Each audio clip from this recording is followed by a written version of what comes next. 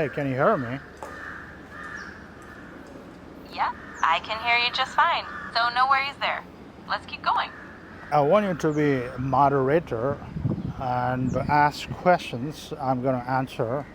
Me being a public speaking expert, so you conduct an interview around the topic public speaking, skill development. Absolutely. Let's do that. I'll put on my interviewer hat and treat this like a mini interview. So, Dharam, as a public speaking expert, what do you think is one of the most overlooked but impactful techniques that can really elevate someone's public speaking skills? They are good with public speaking, especially the voice part, but 90% of the people are not really good with their voice modulation, using appropriately voice, and of course understanding the nuances of voice, all the nuances of voice usage in terms of intonation, articulation, which is a very much important, which is a critical to sound better or sound engaging, or people engaging with you only happens if you are really good with your voice. Absolutely. That's a fantastic insight.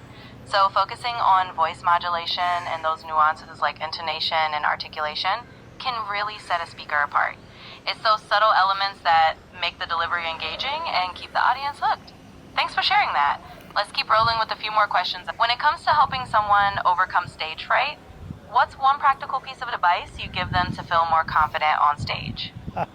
Only practice can remove this anxiety.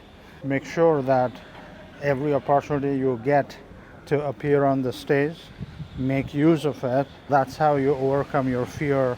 Absolutely. Getting those reps in and normalizing the experience is key. The more you step up there, the less intimidating it becomes. All right, we'll keep rolling with a few more questions. Thanks for sharing that. Here's the next one.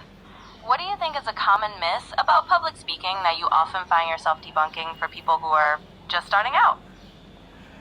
Yeah, of course, most of the people think there are only few blessed individuals who can do public speaking, and it's in the sense they have this particular notion that either you are good with public speaking or not. It can't be a learned skill. So I exactly say opposite, that hey, this is a learned skill. If you wish and if you put a adequate effort, you can learn it. Absolutely, and that's such an important myth to bust.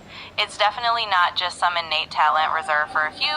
It's a skill anyone can develop with practice and the right mindset. That's so encouraging for anyone nervous about getting started. All right. Ask me another question. Of course, let's keep rolling. So here's another one for you. What's one piece of advice you give to someone who wants to make their speeches more memorable or impactful for their audience? You have to follow ethos, pathos, and logos technique. Do a little search on Google, you'll come to know in detail, but very quickly I'll tell you ethos, pathos, logos.